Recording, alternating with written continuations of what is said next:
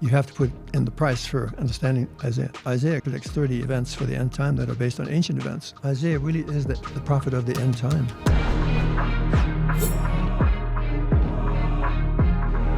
Welcome everybody to another episode on the Stick of Joseph YouTube channel. Today is an awesome episode with Avraham Gileadi. If you listen to his conversion story, you know we're in to learn some really cool stuff.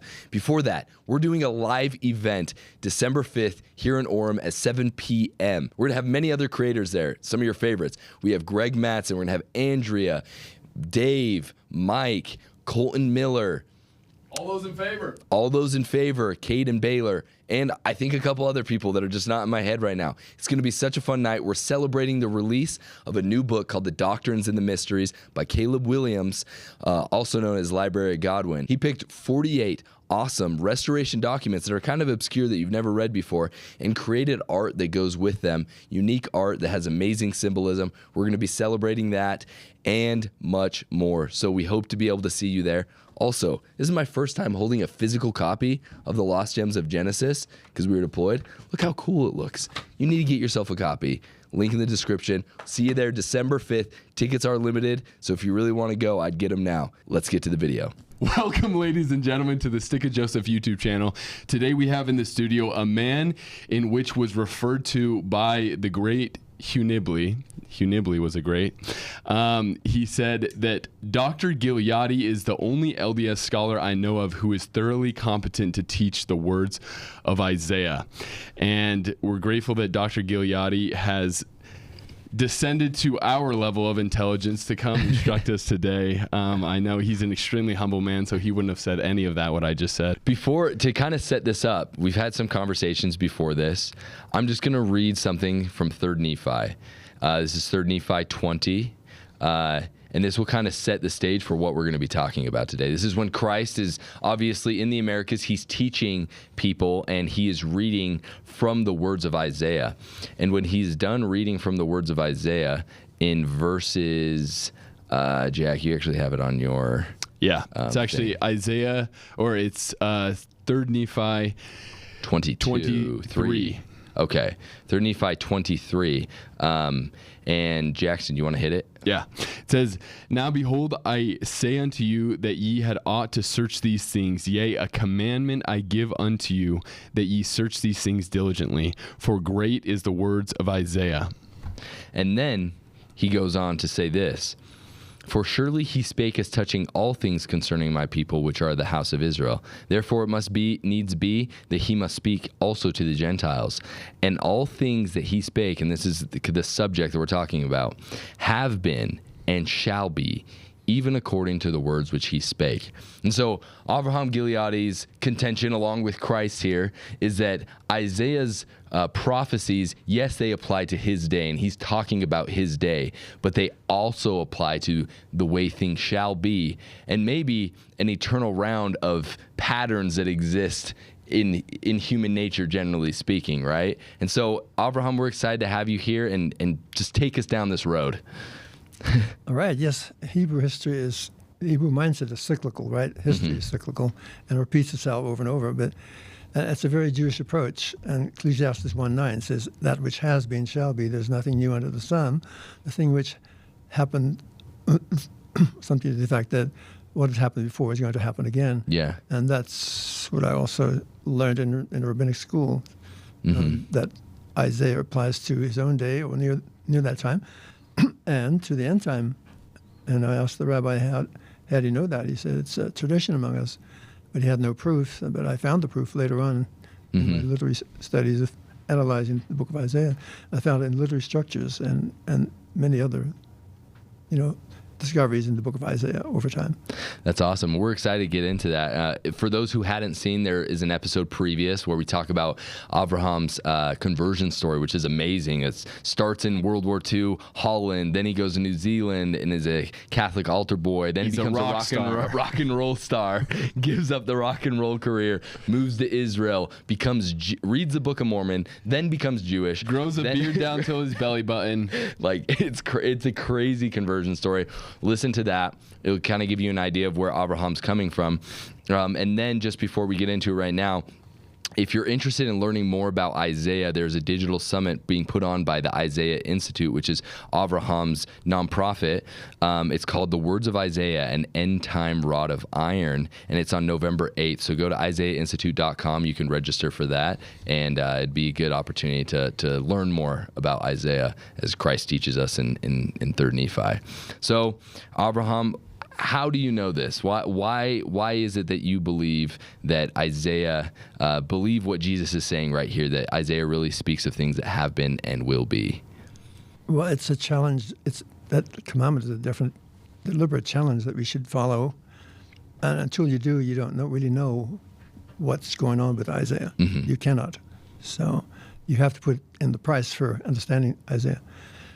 And the typological point of view of what has been shall be, Isaiah extends that way further by showing that he predicts 30 events for the end time that are based on ancient events. Mm-hmm. Yeah, and there's a whole list of them. You can find that on the website isaiahprophecy.com. I think you need to ask the question: what goes on in the end time? Mm-hmm. Something like that. Yeah. And then I can launch. Okay. That. Yeah. What is the main message of the end time? Okay. What happens in the scenario of the end time? Okay. Mm-hmm. So we're looking at Isaiah, and in Isaiah, he's talking about things that are happening at his time. He's talking about the king of Assyria. He's talking about the destruction of the northern tribes in 721 BC, but you're saying that this all applies to the end times. What do you mean by that? What does that look like? Right. What do the end times look like? Right. I guess. So in many ways, it repeats the scenarios of old, right? Mm-hmm. Previous scenarios. Well, the two main characters in the end time being a prelude to the coming of the Lord, Jehovah in Isaiah, and Jesus Christ in our LDS mm-hmm. theology, same person, as you know. So the two main characters are in that prelude to the coming of Christ are a latter-day David and king of Assyria. Okay. Like David and Goliath. Mm-hmm. And that's why. So one bad, king of Assyria is bad, and then latter-day David good. Yes. Yes. Although okay. some would say the other way around. Yeah. Interesting.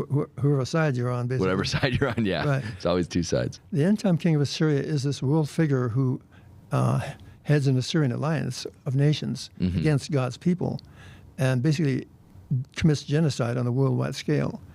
So in his attempt to rule the world, he's going to rule the world. He makes, and so the latter-day David is a person who rallies God's people. He is the one who heads a restoration of the whole house of Israel, all of Israel's 12 tribes.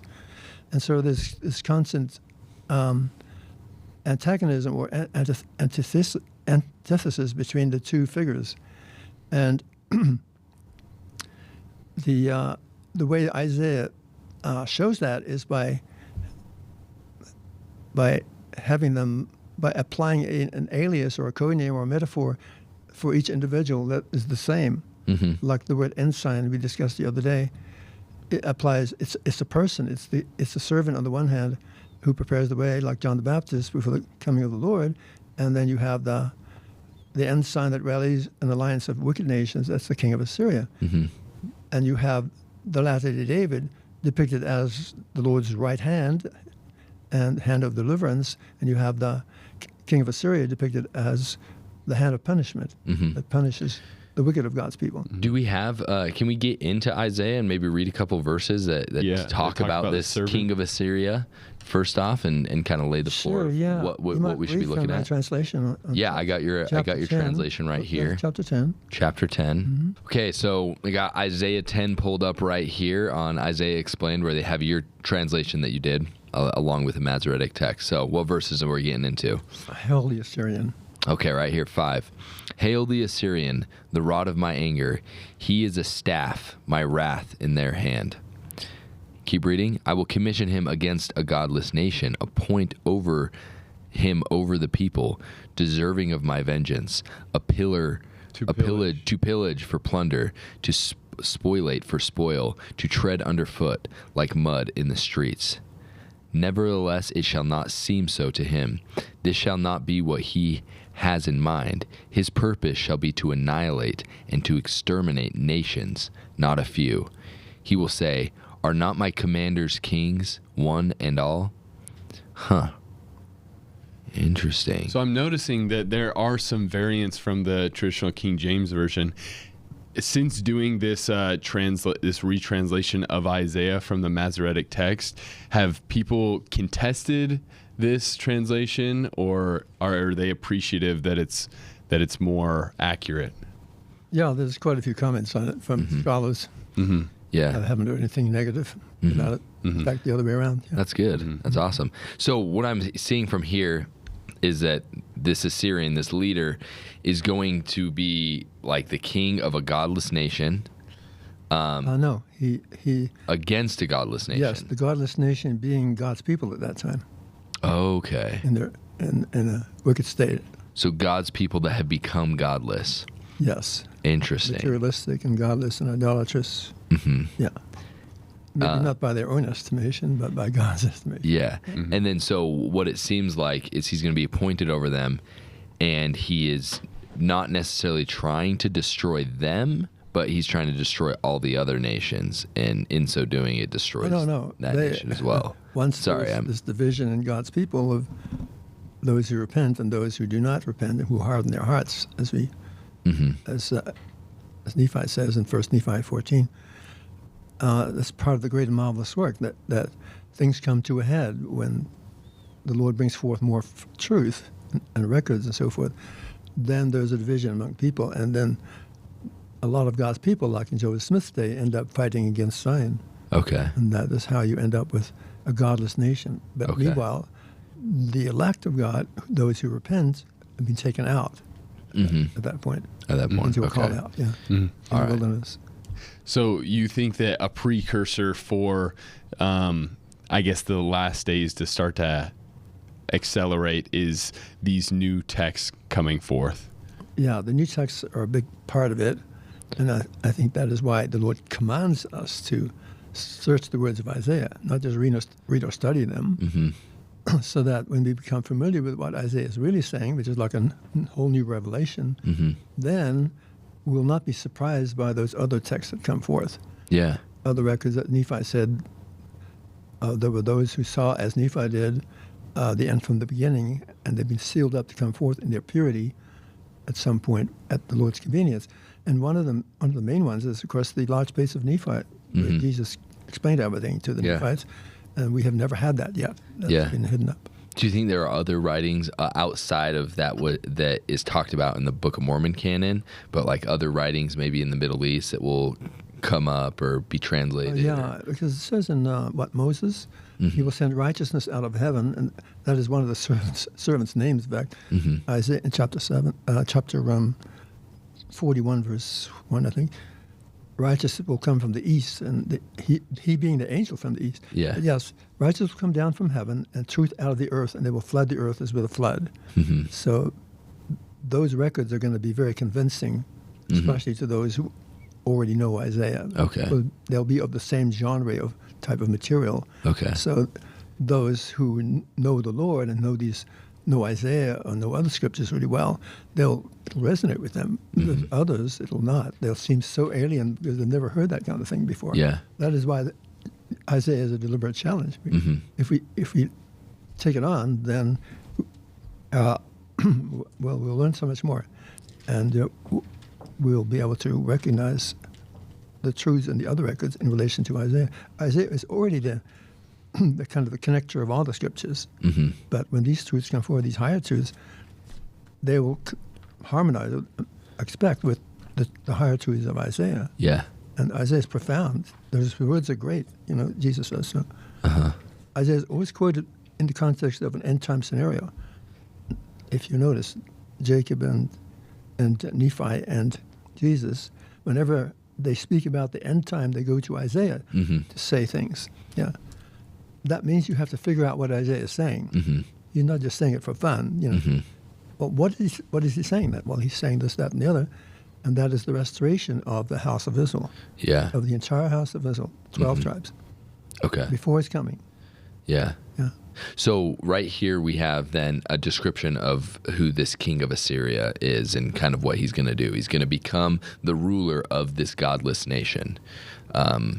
And where in the, so is there like a timeline?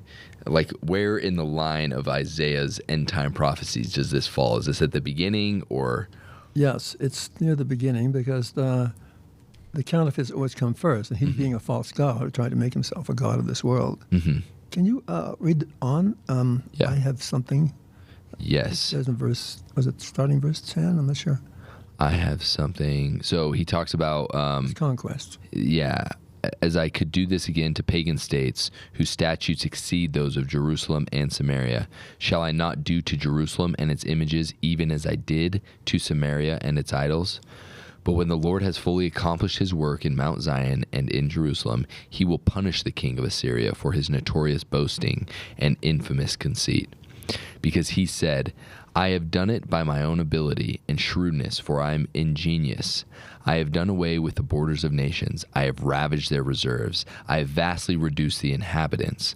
I have impounded the wealth of peoples like a nest. I have gathered up the whole world as one gathers abandoned eggs. Not one flapped its wings or opened its mouth to utter a peep.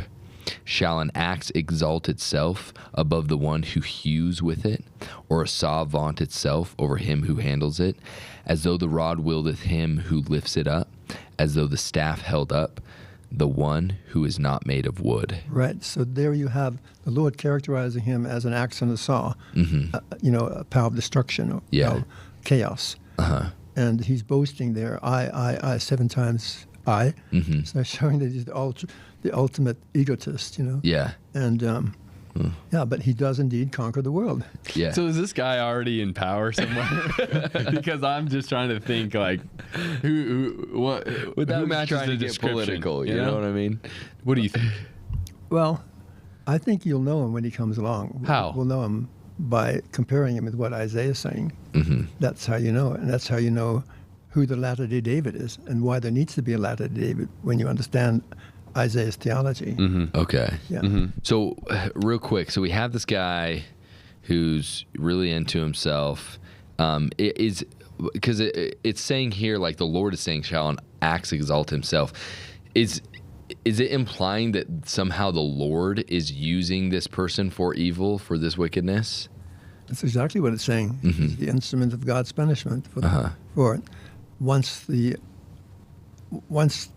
even LDS people take sides, and they will not repent, they become part of that faction that fights against Zion, or also called Babylon. And so it's very much like the time of Joseph Smith, which is kind of a type and shadow also of the end time. Yeah. So, and once that happens and the divisions are decided, and who's who, then he unleashes his power upon the world, because up to that point, it's the righteous of God's people who've been preventing that from happening. Like there's not enough righteous men in Sodom, right? Yeah. To keep Sodom going. So when it reaches a certain critical point, then now it's time. It's time to reverse the circumstances of God's oppressed people. Yeah. And time to punish the wicked. It's a mercy, actually, to do that. And he uses the king of Assyria because it even says God is with us in the chapters. Who? With the Assyrians, against the wicked of God's people and against all nations at that time. When the last bastion of righteousness falls, then what's to stop it? So then is it fair to say it's describing a Davidic servant? Is that what he's referred to? Not the Assyrian, but the Davidic servant is like the David. Yeah, the Goliath. the David. Yeah. So I'm wondering him as well, because that name kind of has a weird reputation online, because there's been some people that have come out and said, I'm the Davidic servant, or I met the Davidic servant and stuff like that. So how do you think that we'll be able to recognize who that is? Well, let's read about him in Isaiah. Yeah, how will that manifest? I guess Well, there's many verses about him, and whenever it says anything about the servant, it's him. And then that raises the question of, well, that's Jesus, according to some scripture headings and so forth. Yeah. But then you have to define what the word servant means. And it's a technical term meaning a vassal to an emperor.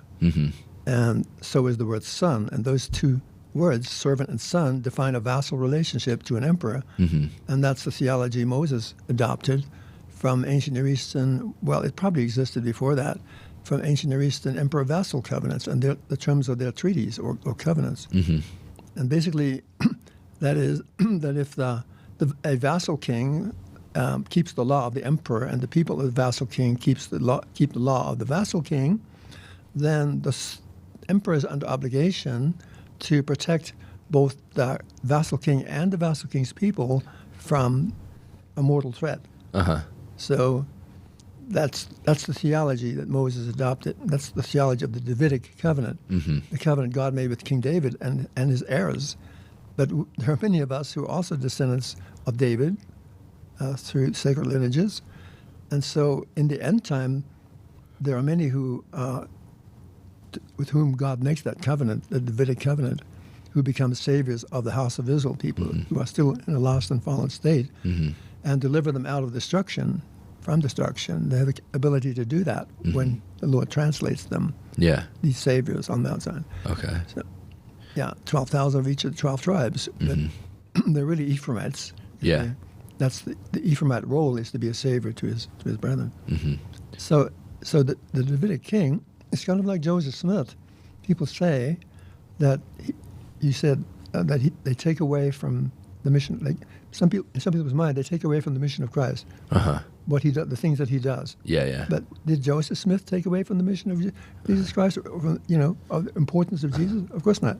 So what you're talking about, because we're kind of referencing a previous conversation that we had that may or may not have come out before this.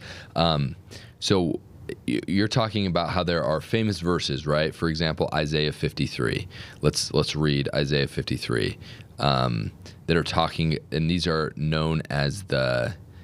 Isn't Isaiah 53 where it talks about great, wonderful Prince of Peace? What verses are those? 9.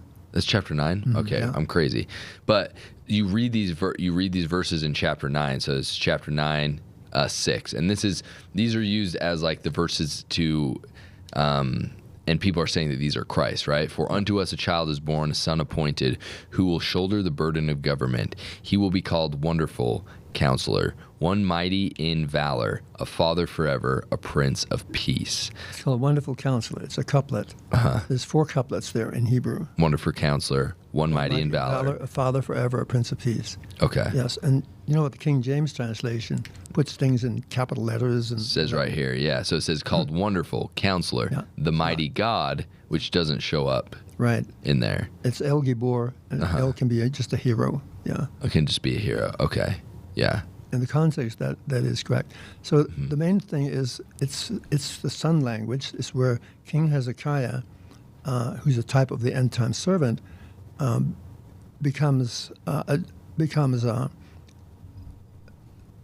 receives an unconditional covenant with the Lord after having passed through a conditional phase. And a conditional phase of a vassal king to an emperor, if the Lord being the emperor, and King Hezekiah, the son of David, being a vassal, then he goes through a conditional phase under a Lord servant relationship. So King Hezekiah is a servant at that point. And that's why the servant passages later on in the book of Isaiah are all about that conditional phase. He has to prove himself by performing his mission. And when he does, then the Lord adopts him. Think of temple covenants. And he adopts him as his son. And he becomes a son of God, which is an unconditional phase of the covenant. Then his blessings are permanent. Yeah. But he has to prove himself. It's like magnifying your priesthood calling. At a certain point, you become, your covenant with the Lord becomes permanent or everlasting. So it does with King David, with King Hezekiah in that context. King Hezekiah, in a historical context, being a type of a servant in an end-time context. So that's why King Ahaz, his father, who rejected the Lord, rebelled against God, wrote to the king of Assyria and said, I'm your servant and son. Come and deliver me from these two guys that are attacking me. So he was basically covenanting to establish that servant-son relationship with the king of Assyria. Yeah. And that's a whole concept that Latter-day Saints haven't never probably heard of, And so if you don't know Isaiah really well, you're going to get it wrong somewhere because you don't know what you don't know. So if you study Isaiah, then you'll come to see those things and become privy to that theology. So I guess to kind of not really push back, but just try to clarify. Obviously, Hebrew scripture is multivalent, right? So Isaiah, we're saying, is multivalent. It has the historical context, and then it has a future context. But we also believe that the scriptures and these characters throughout the Bible are all types of Christ as well. So, like, is it not possible that this also does refer to Christ as well? Why can't that be one of the interpretations where it does refer to Christ, it refers to Hezekiah, and it refers to end-time servants who are in similitude of Christ? Well, any messianic prophecy is the same for Jesus because he's the only Messiah, really. He is the Davidic servant. He's like the highest. Well, he's not a servant. Yeah. He's never called a servant in the scriptures. I mean, he calls himself a servant, right? No, he doesn't. And yeah, maybe Paul says of him that crazy. Paul says he took upon himself the form of a servant, which means the form of a vassal. Yeah. Yes, he also says that but that's a comparison between, I think you're referring to about the greatest of all is the one who. Yeah, I mean, servant to all. I guess what I'm referring to is like Mark, where he says, "For even the Son of Man came not to be served, but to serve," which would make him a servant, right? Well, yes, but that's a different context. That the word servant, the word servant doesn't appear there itself, which means it's a technical term meaning a vassal king to an emperor. Okay. This is more speaking of serving others, which he does. Okay, and you were talking as well, like, the one you were referring to is Philippians 2:7.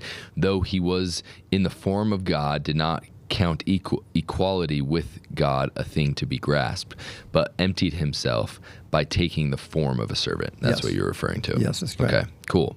All right. In other words, the form of a vassal king, which he was to the Most High God. But he was already in his son phase, the unconditional phase. That is why he could atone for a world's transgression. Yeah. He had passed the conditional phase. Okay. The covenant. Yeah. Became a son of God. Became a son of God. Not a servant of God. Okay, interesting. So it goes servant. So this vassal idea, it seems like this is really important. I just want to make sure that I understand it correctly. So a vassal treaty, and we talked about this in a previous conversation, but a vassal treaty is essentially when you have like an emperor of a land who conquers multiple city-states. He creates this treaty with him that says, I will provide you protection, I will provide you this and that. You guys are going to pay me X amount of tax. You're going to give me this grain. You're going to provide this many for an army. And that's what the vassal treaty is. It's him doing that. Yeah, an emperor is the Lord of hosts. Yes. That if there's a threat to one of the vassals, then he can rally his forces as Lord of hosts and address the threat. Okay. Yeah. So once that treaty is made, there is obviously a head of that city-state that plays the role that actually makes a treaty with them. And so you're talking about Hezekiah at the time of the Assyrians, right? Right. So he's making role, and at that point, he is a servant to the vassal treaty until or like what makes him no longer a servant but a son to the emperor, right. I guess. So his father, King Ahaz, failed that test. Yes. When he was threatened by by Syria and Judah, and he appealed to the king of Assyria under the son-servant covenant to come and deliver him. So as a consequence, that created a covenant curse, which later, in the days of Hezekiah, his son, of an Assyrian army coming in and surrounding Jerusalem and demanding its surrender, because his father had made that treaty with Assyria. In Assyria's mind, it should still be a vassal state, but that's where, under influence of Isaiah, King Hezekiah rejected that. Yeah. And so he recreated his covenant with the Lord to be his protector, and he kept the Lord's law God's law, and his people, under the duress of the Assyrians saying, come over to us and we'll spare your lives, otherwise, you're gone, we'll take you to another part of our empire. But no, they kept Hezekiah's law, and Hezekiah kept God's law. So God was under obligation, under the protection clause of the Davidic covenant, to protect Hezekiah and his people. That's why the angel went out and destroyed 185,000 of the Assyrian army in one night. Yeah. There you see the protection clause in operation. And that is an extremely important type for our day. Because that's going to repeat itself, and hence the need for a descent of David allowed David to reinstitute that in God's people's theology and operation. Okay. So what we're looking at then in these verses in 9, what you're saying is that that this is talking about Hezekiah, but it's also what we should be looking for in terms of a Davidic servant in the last days, right? Yes. In Hezekiah's in terms of Hezekiah had passed the test when the Assyrians surrounded Jerusalem. He didn't capitulate over to them. He trusted in the Lord, even though the king of Assyria's ambassador was saying, don't trust in Hezekiah to the people. You can't trust in Hezekiah. And Hezekiah also, he's making fun of him because he's trusting in some God that didn't, when he was conquering other nations and so forth, didn't intervene, but now he's going to intervene. So why would you trust in that when he already didn't help other people? That was a real test for Hezekiah. Well, in chapter 9, he is basically installed, or as it's celebrated that he is now accepted as the son of the Lord. Yeah. Yeah. And it speaks about, it hints at the return of the 10 tribes and a lot of other things there. Yes, but of course it can apply. And anything messianic that applies to a lesser figure can apply to Christ. Because they're all emulating Christ. Emulating right? Christ. Okay, perfect. But historically, it's what's called the enthronement of King Hezekiah. Yeah, that's what scholars call it. But you can't isolate anything in Isaiah like that and just deal with that alone. You have to also consider all the servant passages in other parts of Isaiah where he's going through his mission, he's performing his mission, he's having difficulties, and so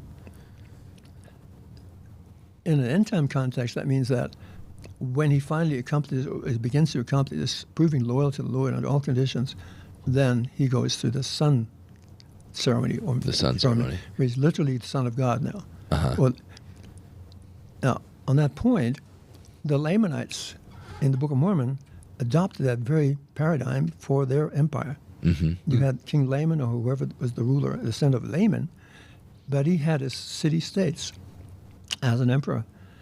And when Ammon came to King Lamoni and basically converted him to the truth, then he was kind of all taken up with that and did not go to the emperor's feast that he made for his vassal kings, where the vassal kings expressed their allegiance, renewed their allegiance to the emperor, and he provided a feast for them, but they also brought taxes and so forth. So not coming to the feast was huge. Yeah. It was an act of rebellion in the king's mind, the emperor's mind.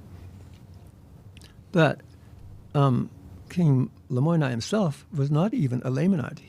He was the son of the Lamanite king, according to the vassal treaties, where he had proven loyal before, and it was now called the son, but he himself was an Ishmaelite, because they did not, the Lamanites, or emperors did not put in foreigners in, they used kings of their own people to rule over them. So then does that, so just so I understand, so in these vassal treaties anciently, they would, at first, they would be like viewed as servants to the king, right? But eventually over time, as they proved themselves worthy and loyal to the emperor, these kings over the city-states would move from servant to son status. Yeah, think of temple covenants. The day will come when you'll be called up and so forth. Yeah, after you've proven yourself, after you've magnified your priesthood and so forth. Yeah. Then it becomes unconditional. The covenant that the Father makes with you happens not just because you're ordained in the Melchizedek priesthood, But because after you've proven yourself and magnified that calling, then that covenant happens if you read carefully. That's the emperor-vassal covenant, turning from conditional to unconditional. Interesting. Okay, cool. And reading these verses about describing this Davidic servant, it looks as though he'll manifest in some sort of like national leader type position. Or am I misreading that? I mean, in what form do you think he'll manifest? Yeah, his mission is universal from the get-go. Yeah, it's to the isles and to the nations of the world. It's not Joseph Smith, but it's not the time of Joseph Smith. It's the very end time before the coming of the Lord. So these scriptures don't apply to Joseph Smith either. Yeah. But it says in chapter 49 that, which is quoted in the Book of Mormon, that he's been hidden. He's been hidden from the world as a deliberate test. Kind of like Jesus was. The Jews in Jesus' day did not expect a spiritual Messiah. They expected this person, the temple Messiah, the son of David. And we are the opposite. We are living in our day, expecting Jesus to come, but we're going to have a temple Messiah, messianic figure first, who restores the house of Israel. That sets the way for the Lord to actually come, is what you're saying. Cannot come until Zion is established, right? Like in Enoch's day. Enoch prophesied and preached to 7 nations who were in a state of abomination. And he brought out of them a people of God. And that's kind of what he does. Yeah. And he restores a lot of pure points of doctrine, as Jesus talks about. So... Can we read a couple verses that talk about like the coming forth of this Davidic servant and what chapter 55, he looks like? So chapter 55. Okay, I'm in 55. What verse do you want to hit? Let's start from the beginning. Okay. Attention, all those who thirst, come for water. You have no money. You who have no money, come and buy food that you may eat. Come buy wine and milk with no money and at no cost. Why do you spend money on what is not bread, your labor on what does not satisfy? Hear me well, eat what is good, and your soul shall enjoy abundance. Give ear and come unto me. Pay heed that your souls may live, and I will make you an everlasting covenant, my loving fidelity toward David. See, I have appointed him as a witness to the nations. So at the beginning, this is the Lord speaking, right? Yes. This is the Lord speaking. Right. Now he's talking about David. Yes. See, I've appointed him as a witness to the nations, a prince and a lawgiver of the peoples. You will summon a nation that you did not know. Now speaking directly to the David. To David. A nation that did not know you will hasten to you. Did not know you will hasten to you. Yeah, did not know you will hasten to you. Because of Jehovah your God, the Holy One of Israel, who gloriously endows you. Yes, right. Okay. Inquire of Jehovah while he is present. Call upon him while he is near. Let the wicked forsake their ways and sinful men their thoughts. Let them return to Jehovah, and he will have mercy on them, to our God who graciously pardons. Yeah. So there you have it. There you have one passage. Now, the verb appoint, for example, the Lord appoints him, right? So that is a word link to other verbs of appoint throughout the book of Isaiah. And it's always connected with the servant, including chapter 9 that you read a moment ago. He's also appointed. Yeah. It's a word link because it's used specifically of that person. He's appointed of God. Point. Yeah. Okay. And there were other things that you mentioned as well. A nation that did not know him. Yeah. The word to know expresses a covenant relationship. Like the 10 virgins, right, who 5 didn't know him or he didn't know them. That's a covenant relationship. Adam knew Eve, and they, conceived, and she bore a son. The 5 foolish virgins never got that far spiritually. Yeah. To know him personally. They knew about him, but not him personally. So a nation that did not know him is the nation born in a day, in chapter 66, that forms when this servant and his associates, the 144,000 servants, performed their end-time mission of restoring the house of Israel. And that, by definition, in the Book of Mormon, is called the Great and Marvelous Work, Yeah. as we discussed previously. Yeah. Okay. So this, how do you interpret this idea of like, you will summon a nation that you did not know? Because he's a the nation ensign. that Yeah, he's did called not. the ensign of God's people. Yeah. So is this like the thought then that there's someone that's going to arise that people will form a nation around this one individual? Well, the nation already exists out there, you know. Yeah. All he does is, well, like in the vision of Black Elk, for example, there's this black horse at the end who gathers all the righteous people of the world. And when he stands up, because the world will know about him, because the news agencies will all flock into what happens to him, like they did to Charlie Kirk, for example. Yeah. And so when he has opposition at first, and passes through his trials and tribulations to offer himself as a sacrifice, so that his mission may succeed, then the Lord heals him. That's the scripture in 3 Nephi 21, quoting Isaiah 57 about him. The Lord heals him and those who mourn for him. Then, of course, he becomes prominent because he's translated at that point. Like the 3 Nephites, he's taken to God's throne. He comes back as a translated being. So who can withstand a translated being like an Enoch or, like the 3 Nephites? They could do miracles, they have power over the elements, power over enemies.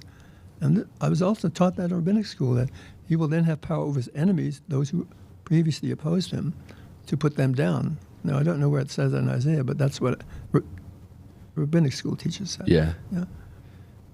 So he becomes a very powerful figure. And that's why because power over the elements and so forth, and the convincing power that translated beings have, will suddenly change all the dynamics of what's happening in the end time.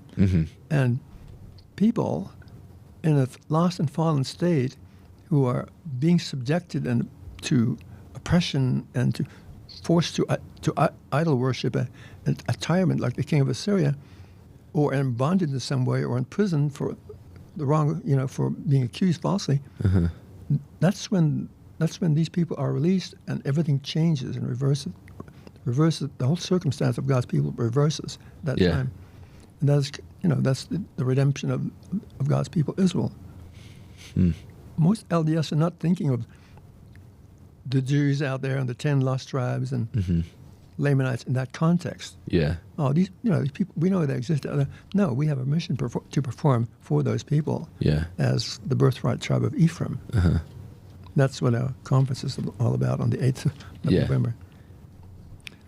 For example, and again, the Book of Mormon, Jacob is talking about his brother Nephi, who ordained him to this office of high priest of the Holy Order of God.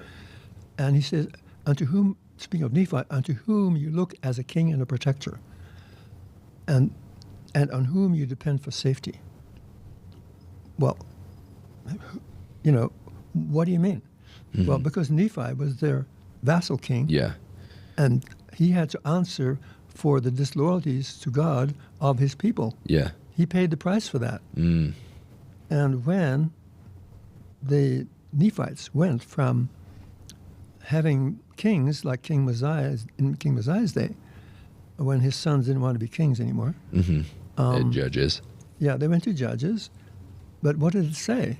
It said every man was delighted that they could answer for themselves. Yeah. Now, they didn't need Messiah to answer for them in order for them to be protected. Yeah. So they went back to kind of from a Davidic covenant to a Sinai covenant, a collective covenant.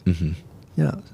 And they had to merit protection as an entity, as a collective, rather than a king bearing the burden of his people, of all as the people. Hezekiah did. Yeah. In that miracle, but Hezekiah had this mortal illness, and he was not cursing God and dying. He was offering himself up. And then he thought he was going to die.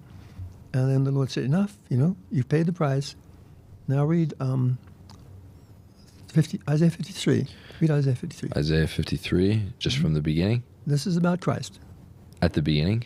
Yes, start from the beginning to verse 10. Who has believed our revelation, on whose account has the arm of Jehovah been revealed. Like a sapling, he grew up in his presence, a stalk out of arid ground. He had no distinguished appearance, that we should notice him. He had no pleasing aspect, that we should find him attractive. Is this talking about, so you're saying this is talking about Christ, not the Davidic servant? Yeah, it's talking about Jehovah, actually. Okay, so this is talking about Jehovah. Yeah, this is Christ. He was despised and disdained by men, a man of grief, accustomed to suffering, as one from whom men hide their faces. He was shunned, deemed by us of no merit. Yet he bore our sufferings, endured our griefs. Though we thought him stricken, smitten of God, and humbled. But he was pierced for our transgressions, crushed because of our iniquities. The price of our peace he incurred, and with his wounds we are healed. Okay, stop there for a minute. Mm-hmm. So he bore the price of our peace, right? And with his wounds we are healed. Now you take the word peace throughout the book of Isaiah, and healing, the word heal or healing, and to other parts, these are word links to other parts of the book of Isaiah. And who grants peace and who does the healing? Only Jehovah. Yeah. Right? Okay. So it tells you right there that person, if that's Jesus Christ, he's the Lord God of Israel. Mm-hmm. You know? Yeah. That's the kind of thing when you get into Isaiah that you start to realize. It's a proof that Jesus is Jehovah, in other words. So going back to Isaiah 9, talking about the Prince of Peace, right? Right. So I guess with that understanding, with this whole idea with the vassal treaties and all that, is that the Davidic servant is the Prince of Peace because Christ is peace. He's the King of Peace. Yes, he is. Well, he grants peace. He's the author of peace. He's right? he's the author of peace. And so you also, in that context, while you're talking about that, Messiah, Alma calls Melchizedek a Prince of Peace. Mm-hmm. And Abraham, in the book of Abraham, aspires to be a Prince of Peace. In fact, in the book of Abraham, there's 4 ideas that follow each other, exactly like these 4 couplets in chapter 9. Uh-huh. Yeah. Where in Abraham does it talk about Prince of Peace? Do you know off the top of your head? Abraham 1? Abraham 1. Okay. So this title of Prince of Peace. Yes, those 4 couplets appear there. Also, basically, only Abraham is aspiring to it. And they go back to Genesis, the Genesis record that talks about Abraham. And he, in 4 successive chapters, he basically becomes a Prince of Peace. The last one being where he's arguing with the Lord to save the righteous in Sodom. And that is what characterizes a Prince of Peace. Mm-hmm. That is a spiritual level on Isaiah's spiritual ladder. Okay. Sorry, I just want to read this verse from, because I'm really interested. Prince. So does he say Prince of Peace in the, yes. Prince of Peace? Yeah, you can read it. So let's look right here. Pearl, great price. Perfect. All right. So it says, in Abraham 1:2.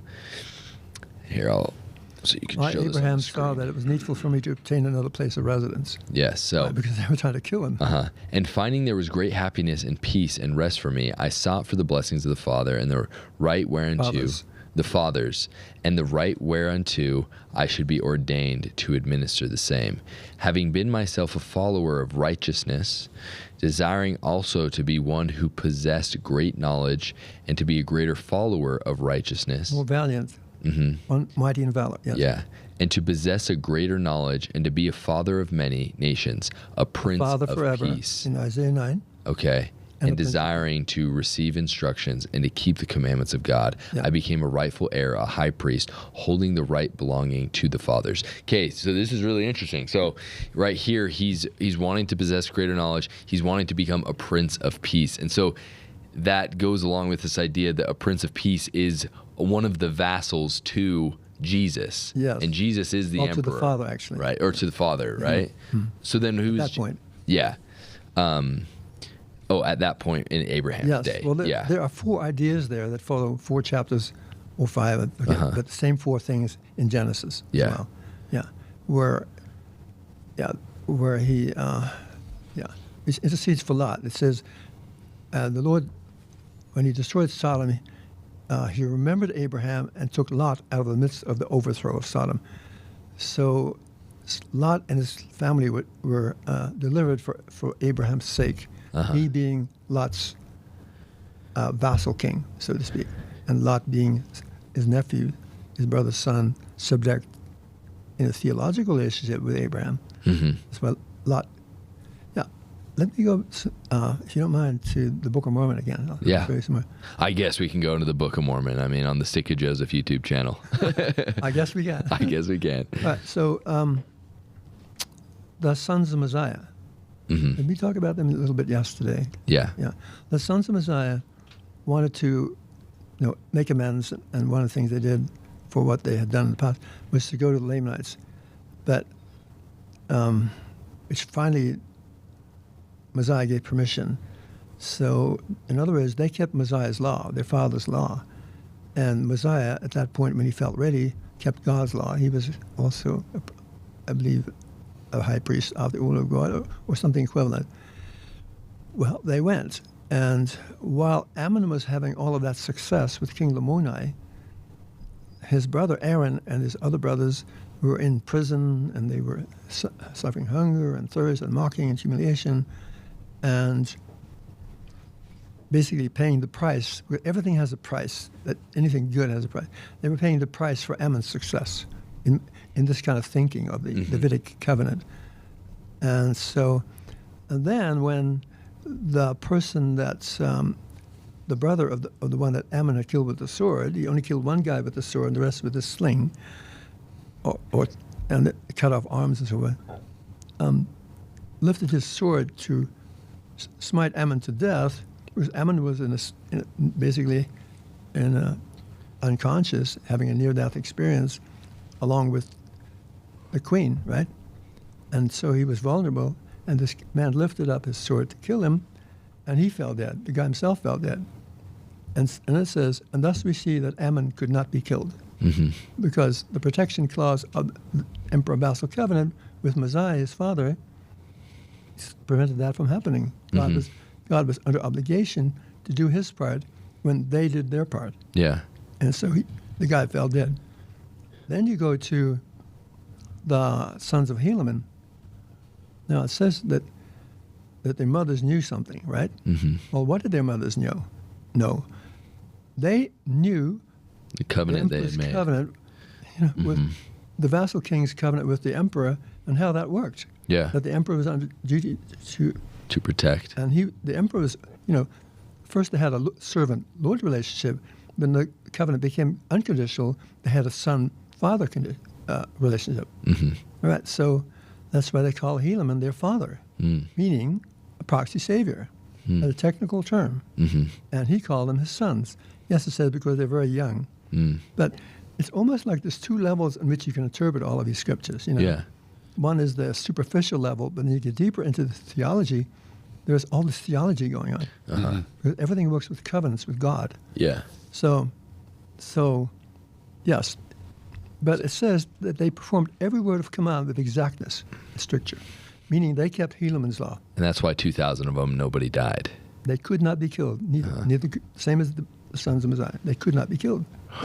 They suffered much, and in two great battles that basically won the war. Without them, may not have won the war for the Nephites. And then afterwards, it starts talking about them as men. They had proven themselves. Now they were men. They'd graduated to that manhood. But before that, they had this father-son relationship with Helaman. And he being a high priest after the holy order of God, their mothers knew that they could trust their sons to him. That's what they knew. Yeah.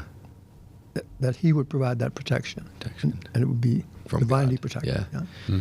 Interesting. I feel like the pieces are slowly starting to come together. I'm kind of understanding what you're putting down now. That's why I say you everything. can't understand the Book of Mormon without understanding Isaiah first. Yeah. So this is interesting. It's very clear. Theology, the Davidic covenant theology. Okay, cool. So back to this Davidic servant. So you said those are the two main characters, right, in the last days. There's Yes, and he suffers this marring, right? Opposition from those who don't agree with him. Yeah. Because he's coming out of left field as a surprise, and it's a test. He's been hidden, chapter 49, verse 1 and 2. He's been hidden from the world expressly so that he might pose as a test, as Joseph Smith was a test, or as Jesus was a test in their day. Uh-huh. And as Moses was. All these messianic figures come along out of nowhere, and the institution is not expecting them, so a lot of people within the institution then oppose that. Yeah. So right here, I'll just read this part. Hear me, O isles, listen, you distant peoples. Jehovah called me before I was in the belly, before I was in my mother's womb. He mentioned me by name. So this is him saying, like, yeah, the Lord called me. He has made my mouth like a sharp sword. In the shadow of his hand, he hid me. He has made me into a polished arrow. In his quiver, he kept me secret. He said to me, you are my servant, Israel, in whom I will be glorified. I had thought I have labored in vain. I have spent my strength for nothing and to no purpose. Yet my cause rested with Jehovah, my recompense with God. Yes, you remember how when the Lord called Jacob, the son of Isaac, right, gave him a new name, Israel. And that's why that's a type and shadow of him also receiving a new name. Mm-hmm. But at the same time, he becomes a surrogate of Israel, the nation. Yeah. Mm-hmm. So what do you think in terms of what does it mean, like, in the shadow of his hand he hid me? Does this, like, in your interpretation, does this mean, like, this Davidic servant is kind of an obscure figure? He doesn't come from a place of prominence, but is raised up from a place of kind of obscurity, or? Well, that follows the pattern of Jesus himself, and also of Joseph Smith. Yeah. Yeah. And of King David, even. He's basically the messianic type for a latter David. And under the shadow of his hand, the hand is in Isaiah is one of the pseudonyms of the servant. Mm-hmm. The king of Assyria is the left hand of punishment, and the servant is the right hand of deliverance.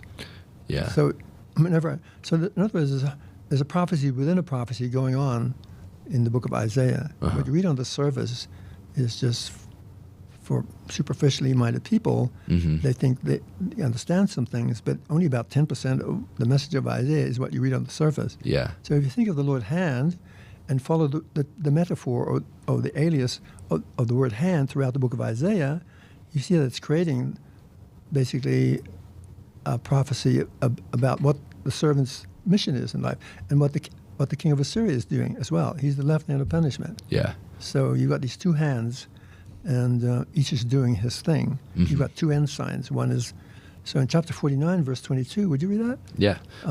49, 22, right here. Thus says my Lord Jehovah, I will lift up my hand to the nations, raise my ensign to the peoples, and they will bring your sons into their bosoms and carry your daughters on their shoulders. Carry on. Oh, kings shall be your foster fathers, queens your nursing mothers. They will bow down before you, their faces to the ground. They will lick the dust off the dust of your feet. Okay. Then shall you know that I am Jehovah, that they who hope in me are not disappointed.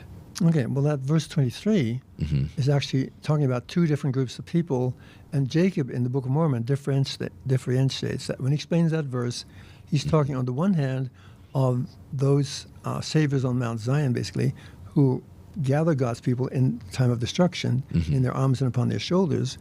These are the spiritual kings and queens of the Gentiles. Because ultimately, all kingship is spiritual. Yeah. And so... So, I mean, you can talk about, like, I think the endowment. Yes. Those who are... There you go. Yeah. But those who harden their hearts and basically fail the test of those days, they're the ones who are made to lick the dust of their feet. And Jacob explains that. Mm-hmm. He shows there's two things going on, two groups of people going on there. Uh-huh. Yeah. Interesting. But the raising of the hand and the ensign there is in parallel. Now go to chapter 11. Okay, chapter 11. Real quick before we go there, can I just ask one question from the previous that we read? Explain to me again. He said to me, "You are my servant, Israel, in whom I will be glorified." You said something about Israel, about the nation of Israel and stuff there. When you ascend a spiritual level after you've been tested? Okay, Isaiah has 7 spiritual levels. Mm-hmm. You can find that in my books. Yeah. And when you ascend from one level to the next, you go through a descent phase, and then you are born again on a higher spiritual level, like from telestial to terrestrial. Yeah. And then you clean up your dysfunctional patterns, your iniquities, which is different sins.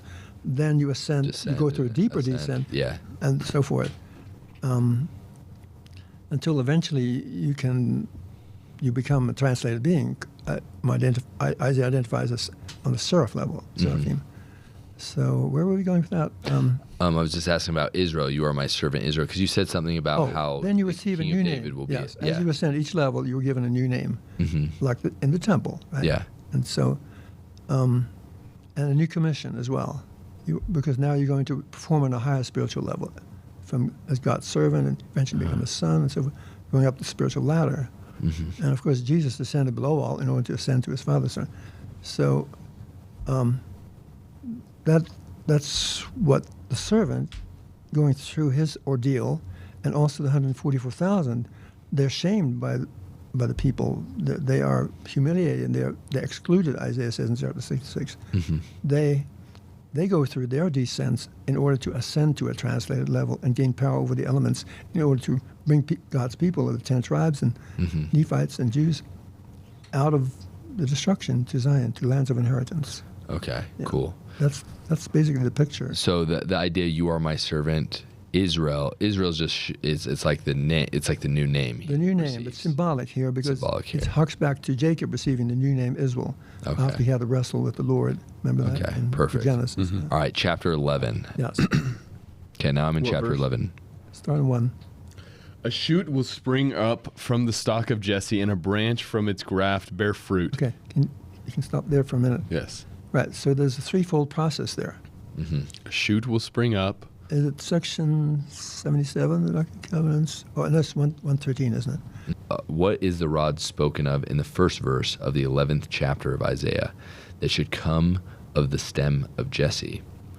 Behold, thus saith the Lord, it is a servant in the hands of Christ, who is partly a descendant of Jesse, as well as of Ephraim, or of the house of Joseph, on whom there is laid much power. What is the root of Jesse spoken of in the 10th verse of the 11th chapter? Should we read that real quick? Yeah. The 10th verse. In that day, the sprig, what is a sprig? That's a root. Okay. Yeah. A sprig of Jesse, who stands for an ensign to the peoples, shall be sought by the nations, and his rest shall be glorious. Right. So quoting Isaiah there, 11. Okay. Okay, so there's a threefold process going on. In the previous chapter, you see that God's people are not bearing fruit. Kind of like the allegory of Zenos and the olive tree allegory in Jacob 5. All the trees in the end time are full of fruit, but none of its which is good. So not the mother tree and not the three daughter trees. So the whole grafting process needs to happen. So this Isaiah 11:1 is kind of a mini version of that allegory of Zenos. Okay. Yeah. So basically what's going on is that the stem or trunk of the tree, geza in Hebrew, the geza is good itself, but it's no longer, the tree is no longer bearing good fruit. Yeah. Because the branches are taking power to themselves and all that kind of stuff. But with the coming of Joseph Smith, there is a rod that comes out. And the Hebrew term is it's one of those things that in the spring they come straight up. And choter is the word in Hebrew. Choter means a water sprout, but it goes straight up like a rod, but doesn't itself bear fruit. And you cut them off usually in the springtime on the tree. But that rod is good. Think of the Gentiles as the rod. Wild branch. Yeah, the wild olive tree branches were grafted into the mother tree, right?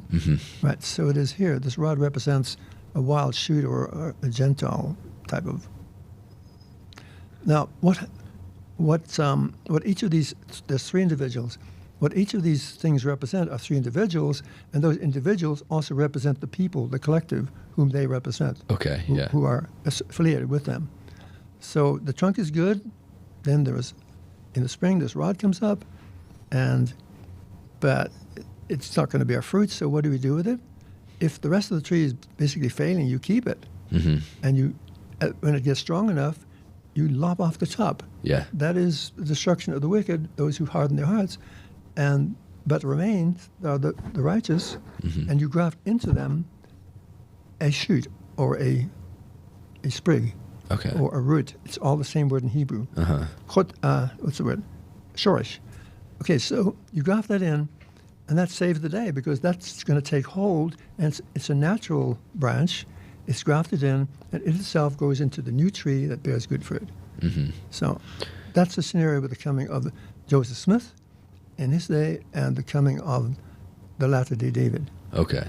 So are you saying that Joseph Smith is he's one of these three? Yes. Like the shoot. So there's the shoot, the branch, and the sprig. The sprig, yeah. Yeah. And so Joseph, which one are you saying you think the is one Joseph? on whom is laid much power? If you'll notice, there's slight nuance of description. One is more of Joseph and less of Jesse. One is more of Jesse, which is David, the father David, and less of Joseph. Okay. So each one represents the collective.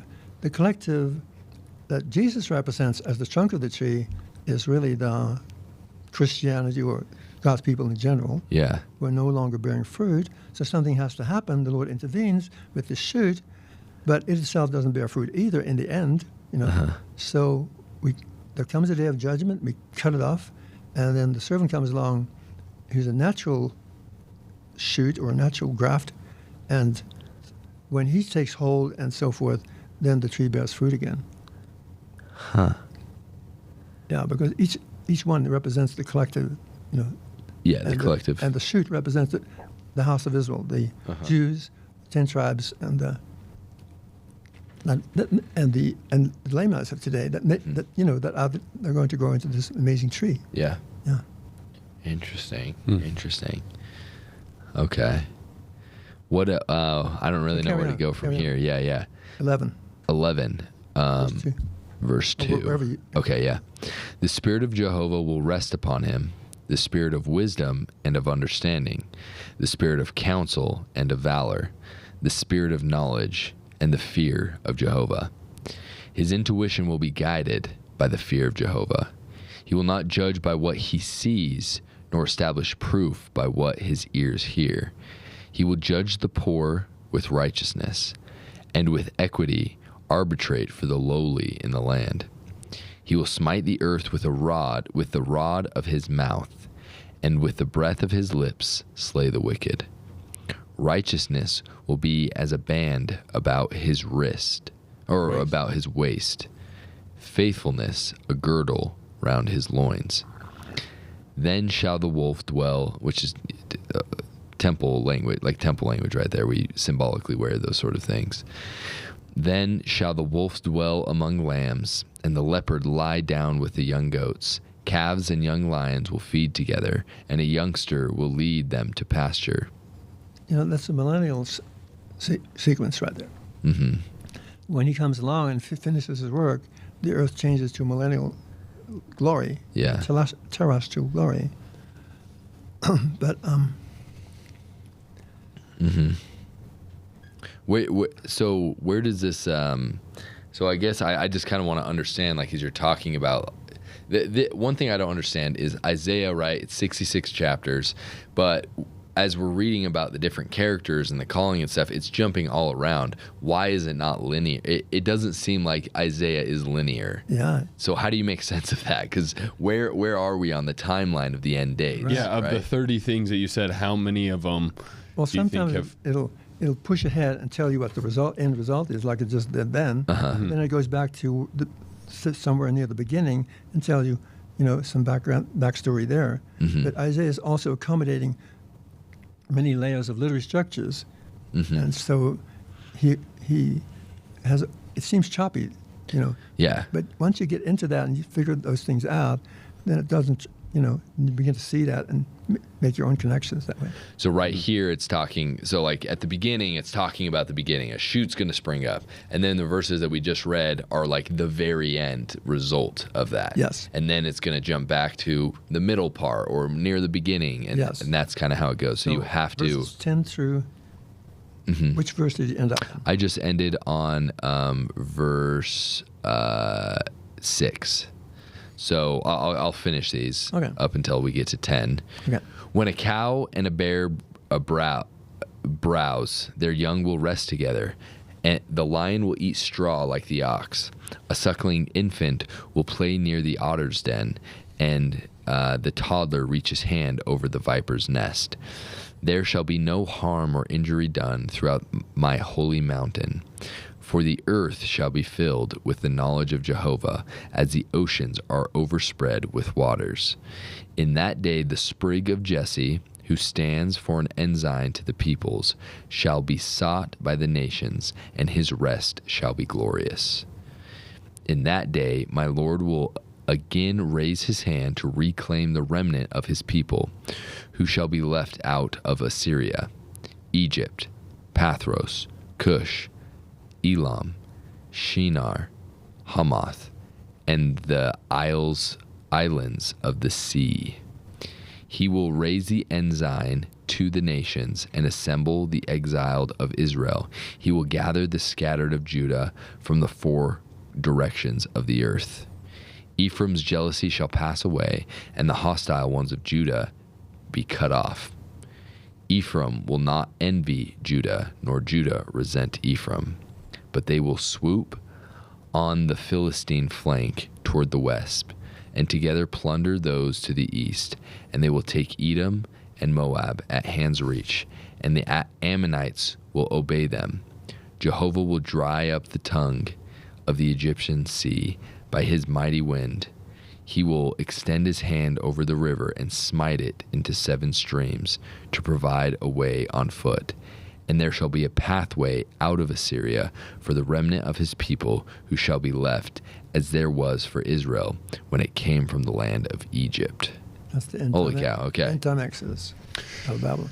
There's a lot there. Yeah, there's a lot there. So, I'm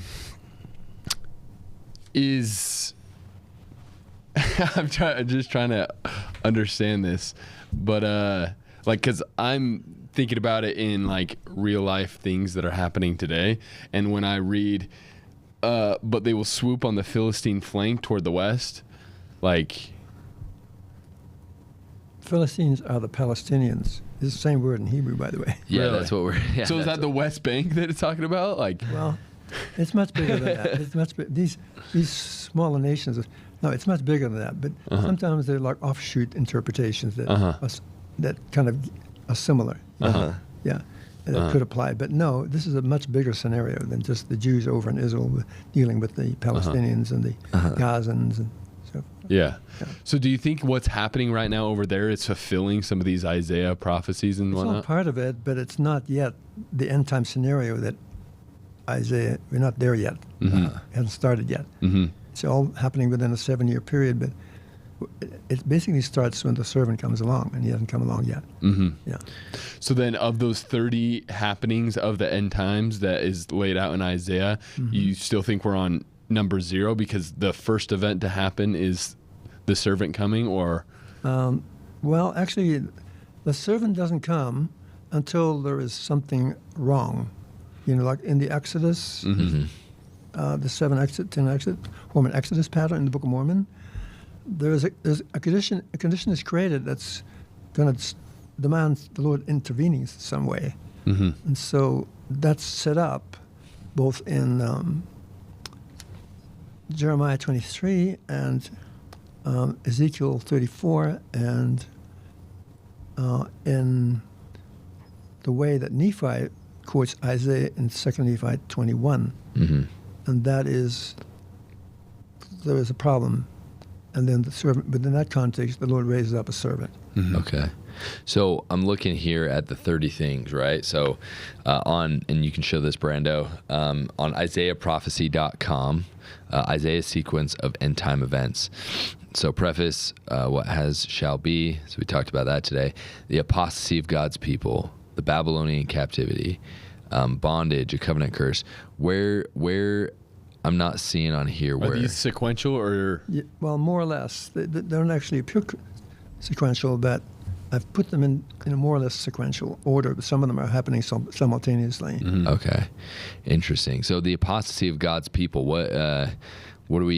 who are God's people? We are Latter-day Saints. Latter-day It's Saints. us, yeah. And we've become so materialistic. Yeah. We no longer see clearly because of our materialism.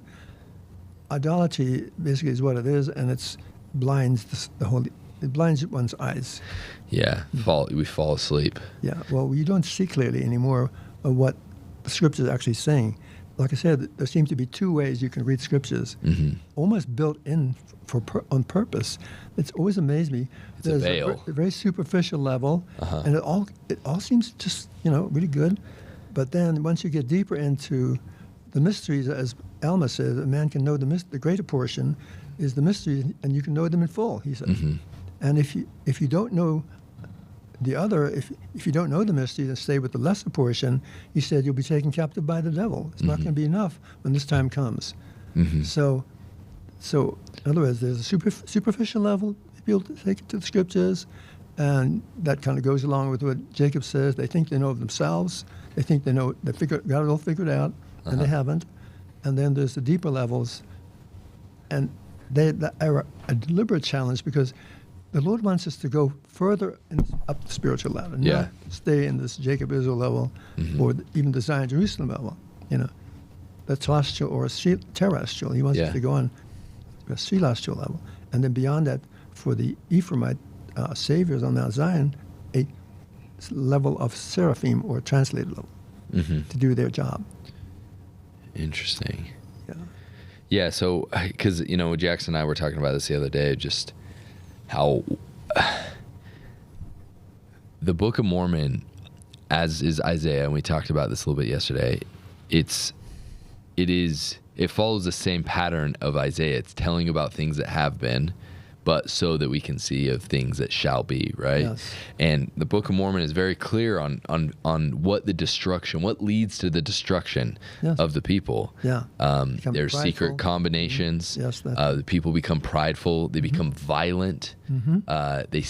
It's no longer the Department of Defense. It's called the Department of War. Yeah, I don't know. Like that's something that really caught my attention there, because that's what happens in the Book of Mormon as well. They start seeking after war instead of using it only in the defense of liberty. Yes. When they went against the Lamanites after Mormon pulled away. They went aggressively rather than defensively, and then they started losing their power. And so.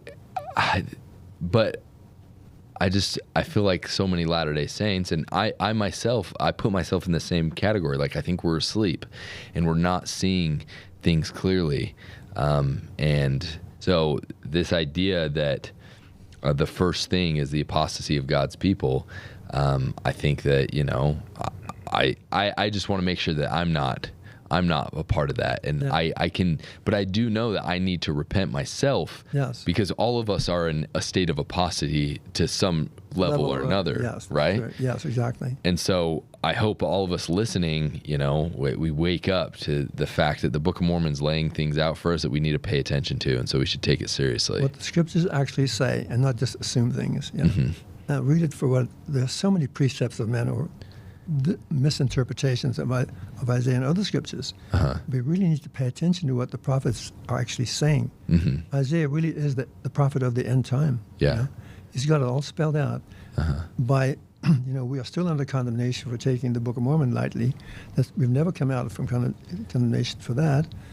And if we don't, there's going to be a curse, applied to us, which Isaiah does actually say will happen. At least for me, this has really sparked my curiosity. I want to read Isaiah. I want to understand it. I want to understand it. Okay, well, be prepared to put in 2 years of effort. Not 100%, not all the time, but but the tools are there. For the 2 tools years. are there now. Yeah. Start taking baby steps, and pretty soon a picture starts gelling, Yeah. of that. And we can come out from that condemnation by understanding Isaiah and then applying those principles in our own lives. Because if you don't, then it's just information, It's got to be acted out.